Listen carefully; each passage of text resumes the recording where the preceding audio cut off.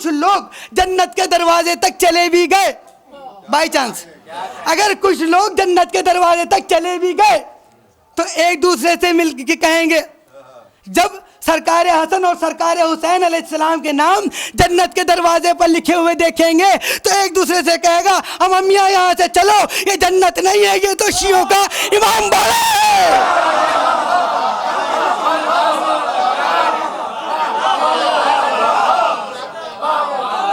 ये जन्नत नहीं है।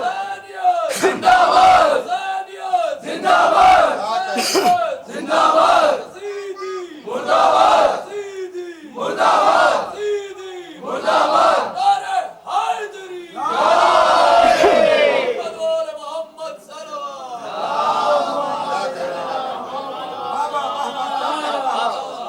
अवामिया चलो यहाँ से। जब हसन हुसैन के नाम जन्नत के दरवाजे पर लिखे हुए देखेंगे तो ये कहेंगे, अवामिया चलो यहाँ से, ये जन्नत नहीं है बल्कि ये तो शियों का इमाम बाड़ा है।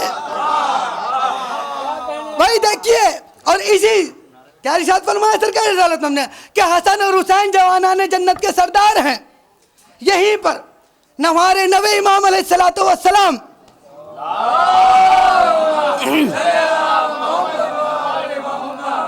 साहिब बिहारुल अनवार लिखते हैं, नवे इमाम अलैहिस्सलाम या इब्न अक्सम का जब मुनाजरा हो रहा था नवे इमाम अलैहिस्सलाम से, देखिए यही जन्नत के दरवाजे सरकार हसन हुसैन अलैहिस्सलातु वस्सलाम जवाना जन्नत के सरदार हैं। उसी सिलसिले में या इब्न अक्सम नबी इमाम अलैहिस्सलाम से मुनाजरा हो रहा था। या इब्न अक्सम ने एक सवाल तो बहुत सारे किए उसने, लेकिन एक सवाल ये भी किया कि भाई मुझे एक सलवात पढ़ दे मोहम्मद व आले मोहम्मद।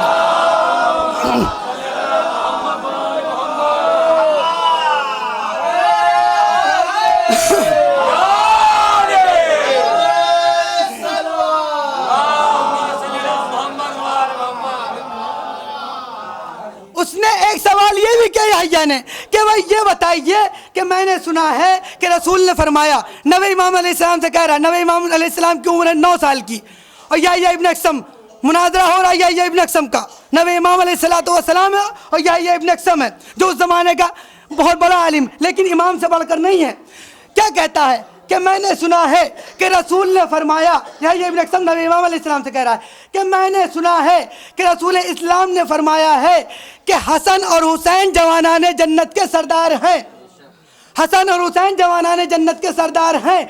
और मैंने ये भी सुना है शेखैन के लिए कि मैंने ये भी सुना है कि शेखैन जन्नत के बूढ़ों के सरदार हैं, हसन और हुसैन जवानाने जन्नत के सरदार हैं, और शेखैन के लिए मैंने सुना है कि वो जन्नत के बूढ़ों के सरदार हैं। इस सिलसिले में आप क्या कहते हैं?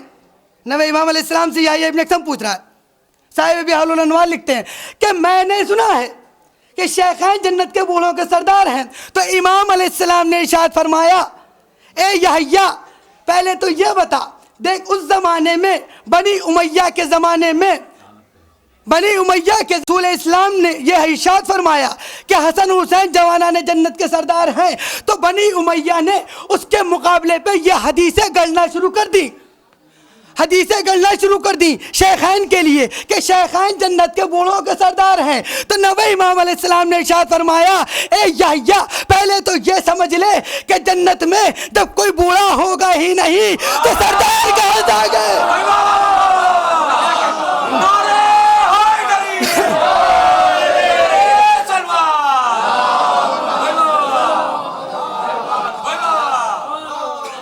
जन्नत में जब कोई बूढ़ा होगा ही नहीं तो सरदार कहाँ से आ गए? अज़ीज़ान गिरामी, एक सलवात और पढ़ दे मोहम्मद व आले मोहम्मद। हाँ अजीजों, सरकार रिसालत में आपका इरशाद, अल आइम्मतु बादी इस्ना अशर कुल्लुहुम मिन कुरैश, मेरे बाद 12 आइम्मा होंगे कि जो सब के सब कुरैश से होंगे। अज़ीज़ान गिरामी, यही सिलसिला इमामत एक के बाद एक मुंतकिल होता गया और इमामत का सिलसिला एक के बाद दीगरे अता होता गया।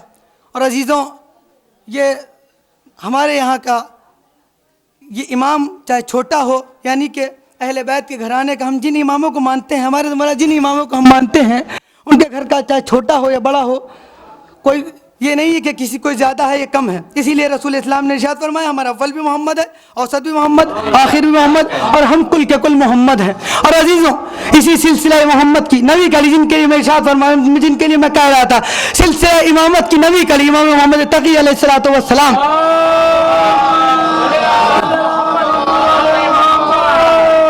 बचपन का ज़माना है। एक सलावत पढ़ दे मोहम्मद व आले मोहम्मद।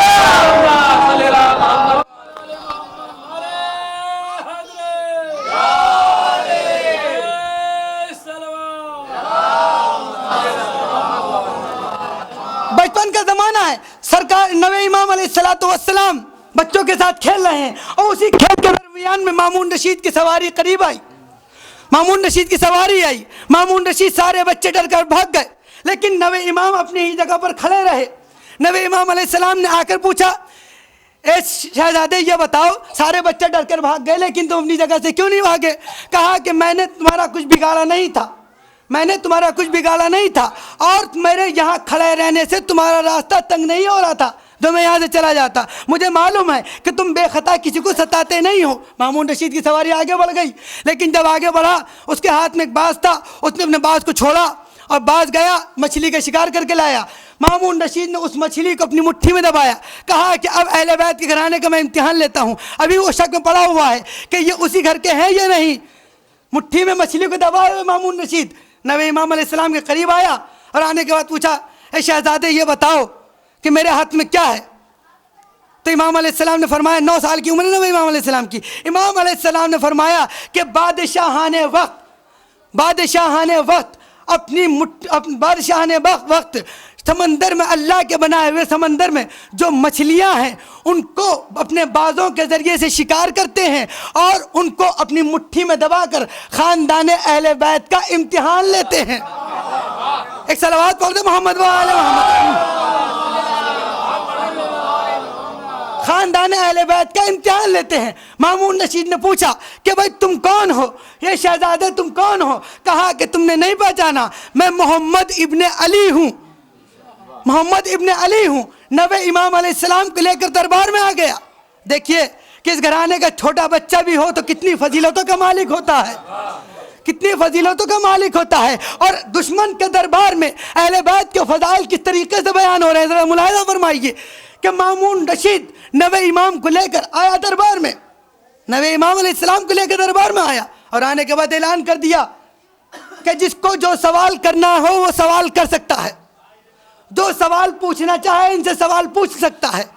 पूरे कॉन्फिडेंस के साथ कह रहा है, पूरे भरोसे के साथ कह रहा है। अब वहाँ दरबार में एक से बढ़कर एक आलिम थे, लेकिन इमाम से बढ़कर कोई नहीं था। एक से बढ़कर एक आलिम, उनमें सबने कह दिया कि जो सवाल पूछना चाहो इनसे सवाल पूछ लो, क्योंकि वो फजीलत जान चुका मामून रशीद। पूरे भरोसे के साथ कह रहा है, पूरे चैलेंज के साथ कह रहा है मामून रशीद भरे हुए दरबार में। अब उस दरबार में एक से बढ़कर एक आलिम था, लेकिन वो क्या कहते हैं, ये छोटा सा बच्चा हमारे सवाल का क्या जवाब देगा, ये तो हमारी तौहीन है। अच्छा, मामून रशीद ने कहा तुम्हें तौहीन नजर आती है, जरा सवाल करके तो देखो, तब तुम्हें अज़मत और फजीलत का अंदाजा होगा। एक सलावत पढ़ दे मोहम्मद व आले मोहम्मद। जरा सवाल पूछ के तो देखो। कहा कि नहीं हम तो नहीं सवाल करेंगे, हमारी तौहीन है, इतना छोटा सा बच्चा हमारे सवाल का क्या जवाब देगा। कहा सवाल पूछो तो सही, ये यही कहते रहोगे। कहा कि नहीं हम एक बहुत बड़े आलिम का इंतखाब करते हैं, हम बहुत बड़े आलिम का इंतखाब करते हैं। कहा अच्छा ठीक है, जिसको बुलाना चाहो बुला लो। मामून रशीद कह रहा है कि जिसको बुलाना चाहो बुला लो। देखिए दुश्मन के दरबार में कैसे फजाइल बयान हो रहे हैं, जिसको बुलाना चाहो बुला लो। अच्छा ठीक हम बुला के लाते हैं। इंतखाब किया याह्या इब्न अक्सम का, जिसका मैंने अभी आपको जिक्र किया था, जिसके सामने जिसका का याह्या इब्न अक्सम को लेके आए। उनकी नज़र में वो बहुत बड़ा आलिम था, उसको लेके आए इमाम के मुकाबले पे। इमाम की उम्र कितनी है, 9 साल की। मुकाबले पर लेके आए, कहा कि अब देखते हैं, ये बहुत बहुत पूरे भरोसे के साथ कह रहे थे मामून तुम क्या जो सवाल पूछना चाहो पूछ लो, हम देखते हैं अब कैसे सवाल का जवाब देंगे। ये कहा अच्छा ठीक है। सवाल इधर इमाम अलैहिस्सलाम को बिठाया गया, दूसरी तरफ मामून रशीद को बिठाया गया। याह्या इब्न अक्सम को बिठाया गया, दोनों में मुकाबला शुरू हुआ। इमाम अलैहिस्सलाम से याह्या ने सवाल किया, क्या सवाल किया? ये बताइए कि अगर कोई हालत एहराम में शिकार करे तो उसका क्या कफ़ारा है? सवाल किया उसने। याह्या इब्न अक्सम ने, भरा हुआ दरबार है, एक से बढ़कर एक आलिम बैठा हुआ, फाजिल बैठा हुआ, और वो सब किसको चुन के लाए हैं? बहुत बड़े आलिम का इंतखाब करके लाए, याह्या इब्न अक्सम का। आकर कहते हैं, याह्या ने सवाल किया इमाम अलैहिस्सलाम से, ये बताइए कि अगर कोई शख्स हालत एहराम में शिकार करे तो उसका क्या कफ़ारा है? इमाम अलैहिस्सलाम ने कहा, ये याह्या तेरा सवाल ही अधूरा है, तेरा सवाल ही अधूरा है। पहले तो ये बता कि जो शिकार किया है, शिकार करने वाला मर्द था या औरत? शिकार उसने जानबूझ के किया या अनजाने में? शिकार उसने खुश्की में किया या तरी में? शिकार उसने चौपाल का किया या परिंदे का? शिकार उसने नर का किया या मादा का? यानी कि याह्या के सवाल में इमाम ने इतनी शिकन निकाल दी कि याह्या का दिमाग घूमने लगा, दिमाग भी चक्कर में खा गया कि दिमाग चकराने लगा। याह्या की खोपड़ी घूम गई। कहा कि मैं, ये सवाल, मेरे सवाल में इतनी सारी शिकें, सवाल में सवाल जब पैदा हुआ तो इमाम ने अलग अलग जवाब दिया, अलग अलग शिक का अलग अलग जवाब दिया। कहा दूसरा सवाल कर। कहा मैं कोई सवाल नहीं करूंगा इनसे, मैं इनसे कोई सवाल नहीं करूंगा। अरे सवाल करके तो देख। एक सलावत पढ़ दे मोहम्मद वाले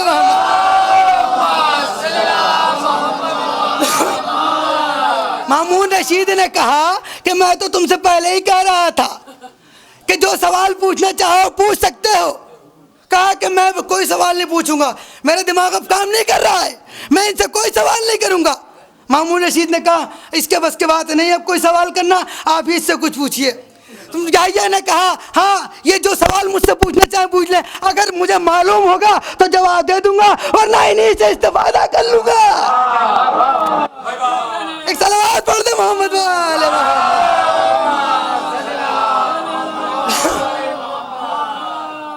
सवाल पेश हुआ। इमाम मामून ने कहा कि आप ही शहजादे, आप ही कोई सवाल कीजिए इससे। अब ये भरा हुआ दरबार, अरे ये क्या हुआ? याह्या तो सवाल अब कोई जवाब ही नहीं दे, सवाल ही नहीं कर पा रहा है और ना ही कोई जवाब दे पा रहा है। हम तो इंतखाब करके लाए तो बहुत बड़े आलिम का, लेकिन ये तो कुछ जवाब ही नहीं दे पा, ना कोई सवाल कर पा रहा है। इमाम अलैहिस्सलाम ने सवाल किया, अच्छा ठीक है, तेरी समझ में कोई सवाल नहीं आ रहा तो मैं तुझसे सवाल करता हूँ। एक सलावत पढ़ दे मोहम्मद वाले मोहम्मद।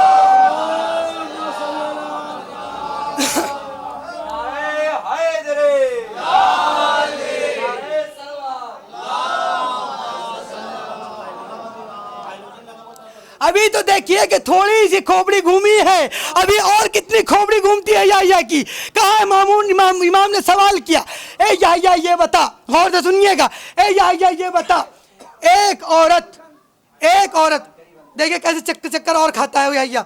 एक औरत सूरज निकलने से पहले दूसरे शख्स के ऊपर हराम थी, सूरज निकलने के बाद वो हलाल हो गई। इमाम अलैहिस्सलाम सवाल कर रहे हैं याह्या से, एक औरत सूरज निकलने से पहले एक शख्स के ऊपर हराम थी, सूरज निकलने के बाद वो उसके लिए हलाल हो गई, जोहर के वक्त फिर हराम हो गई, असर के वक्त फिर हलाल हो गई, मगरिब के वक्त फिर हराम हो गई, इशा के वक्त फिर हलाल हो गई, आधी रात को फिर हराम हो गई, सुबह के वक्त फिर हलाल हो गई। ये बता याह्या, एक औरत एक दिन में एक शख्स के ऊपर किस तरीके से हलाल और हराम होती रही? एक सलावत पढ़ दे मोहम्मद वाले मोहम्मद। अब जैसे ही इमाम अलैहिस्सलाम ने याह्या के सामने ये सवाल रखा, अब देखिए मुंह एकदम फख हो गया, खोपड़ी घूमने लगी, खोपड़ी चकराने लगा, बल्कि चक्कर खाने लगा। वो कहने लगा, ये सवाल मेरे बस के बात नहीं है, मेरे बस के बात नहीं है जवाब दे पाऊंगा। भरे हुए दरबार में कह रहे मेरे बस के बात नहीं है कि मैं इस सवाल का जवाब दे दूं, मेरी तो बिल्कुल अक्ल से बाहर है ये सवाल। यही होता है जो अहले बैत के मुकाबले पे आता है, इसी तरीके से दलील होता है।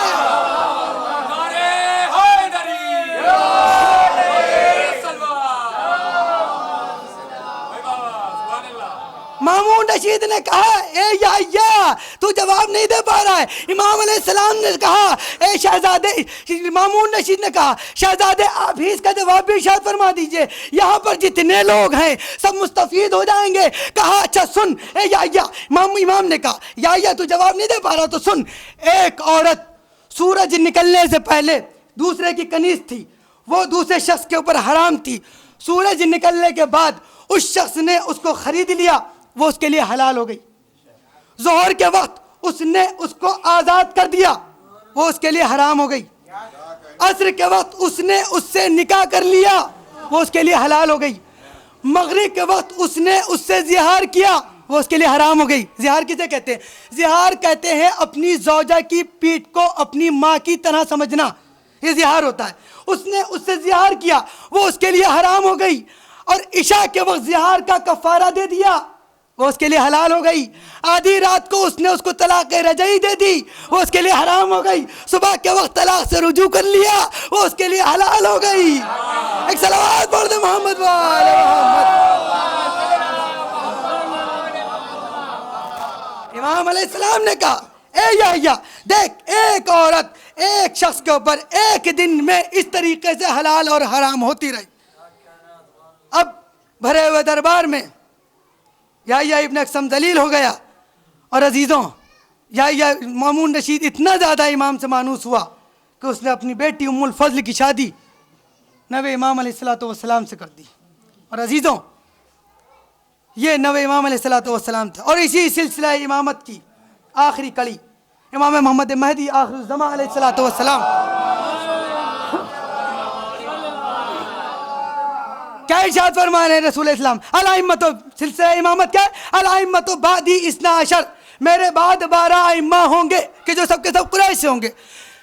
12वें इमाम, आखिरी कड़ी नबी इसी सिलसिला इमामत की इमाम मोहम्मद महदी आखिरुज़्ज़मा अलैहिस्सलातु वस्सलाम।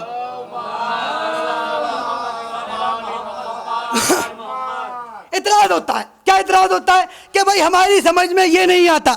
आखिरी इमाम अलैहिस्सलाम के ऊपर इतराज होता है कि हमारी समझ में ये नहीं आता कि ये शिया हजरात जो हैं ये क्या करते हैं कि ये एक अरीज़ा लिखते हैं और अरीज़ा लिख के उसको आटे में लपेट कर और उसको पानी में डाल दिया करते हैं।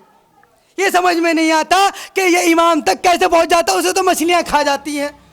इतराज होता है ये कि हमारी समझ में ये नहीं आता है कि ये शिया हजरात अरीज़ा लिखकर उसको आटे में लपेटते हैं और लपेट कर पानी में डाल देते हैं। हमारी समझ में ये नहीं आता कि वह इमाम तक कैसे पहुंच जाता है, उसे तो मछलियाँ खा जाती हैं, कैसे पहुंचते हैं इमाम तक। हमने कहा तुम्हारी समझ में नहीं आता, हम तुम्हें समझाएंगे दुनिया की मिसाल देकर, तब तो तुम्हारी समझ में आ जाएगा कि हाँ बताइए कैसे पहुँच जाता है अरीज़ा।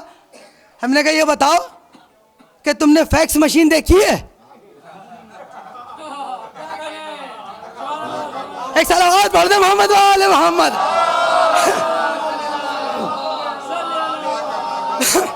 हमने कहा देखो अरीज़ा कैसे पहुंचता है इमाम अलैहिस्सलाम तक। हमने कहा फैक्स मशीन देखी है? कहे हाँ बिल्कुल देखी है, उसे तो हर आदमी जानता, हर कोई जानता। हमने कहा ठीक है, फैक्स मशीन को जानते हो ना, हम तुम्हें उसी के जरिए से समझाते हैं। ये बताओ फैक्स मशीन में होता क्या है? कहे उसमें यह होता है कि जब हमको हमारी कोई तहरीर होती है, कोई राइटिंग होती है, कोई लिखा हुआ होता है, तो हम मशीन में जब फैक्स मशीन में डालते हैं तो मशीन थोड़ी देर के लिए चबाती है उसको, तहरीर को थोड़ी देर के लिए चबाती है वो मशीन, और वो तहरीर हमारे हाथ में वापस आ जाती है। हमने कहा ठीक है, मछलियां भी थोड़ी देर के लिए उसको चबाती हैं और वो तहरीर इमाम तक पहुंचती है। भाई हमने कहा ठीक है, तुम कहते हो कि फैक्स मशीन थोड़ी देर के लिए चबाती है। हमसे ये बताओ क्या फैक्स मशीन यहाँ से उठ के वहाँ चली जाती है? भाई दुनिया के किसी कोने में भी अपनी तहरीर को, अपनी राइटिंग को हम भेज सकते हैं, भेज सकते हैं नहीं भेज सकते? भाई चाहे आप अमेरिका भेज दीजिए, चाहे लंदन भेज दीजिए, चाहे ऑस्ट्रेलिया भेज दीजिए, चाहे कुवैत भेज दीजिए, चाहे ईरान भेज दीजिए, इराक भेज दीजिए, शाम भेज दीजिए, कहीं पर भेज दीजिए। यानी कि दुनिया के किसी कोने में भी अपनी तहरीर को, अपनी राइटिंग को हम भेज सकते हैं फैक्स मशीन के जरिए से। क्या यहाँ से लेके वहाँ तक क्या कोई तार जुड़ा हुआ है? क्या यहाँ से लेकर अमरीका तक का कोई तार जुड़ा हुआ है? क्या यहाँ से ऑस्ट्रेलिया तक का कोई तार जुड़ा हुआ है? नहीं भाई, ये तार तो नहीं जुड़ा है, तो फिर कैसे पहुँच जाती है? क्या वो पहुँच जाती है? साइंस का करिश्मा है। हमने कहा साइंस का करिश्मा है, साइंस बनाई किसने है? हमने कहा साइंस बनाई किसने है? कहा अल्लाह ने। हमने कहा अल्लाह ने अगर साइंस ना बनाई होती, और साइंस बनाने वालों को, साइंस बनाई किसने है? इंसानों ने। इंसानों को दिमाग किसने दिया? अल्लाह ने। भाई हमने कहा कि देखो, अगर अल्लाह ने इंसानों को ना बनाया होता और उनको दिमाग न दिया होता और दिमाग में सलाहियतें न पैदा की होती, तो आज ये सब कुछ कहां से होता? भाई ये किसका मतलब क्या हुआ कि ये सिर्फ साइंस वालों का नहीं बल्कि अल्लाह का करिश्मा है या नहीं? तो कहा कि भाई ये साइंस के जरिए से। हमने कहा ये बताओ क्या ये मशीन वहां यहां से लेके वहां तक उठ के चली जाती है? कहा नहीं, ऐसा भी नहीं होता। हमने कहा तार के जरिए से भी नहीं जाती, मशीन में नहीं उठ के जाती। कहने लगे एक नंबर है, उस नंबर के जरिए से ये तहरीर पहुंच जाती है। हमने कहा बस ये समझ लो कि ये इसमें नंबर डाला जाता है, वहां पर हम इमाम का नाम लिखते हैं। एक सलावत पढ़ दो मोहम्मद वाले मोहम्मद।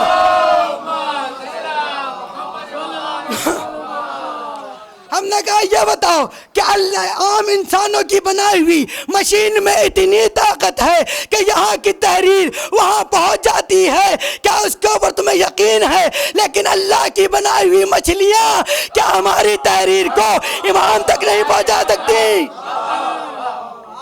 एक सलावत पढ़ दे मोहम्मद वाले।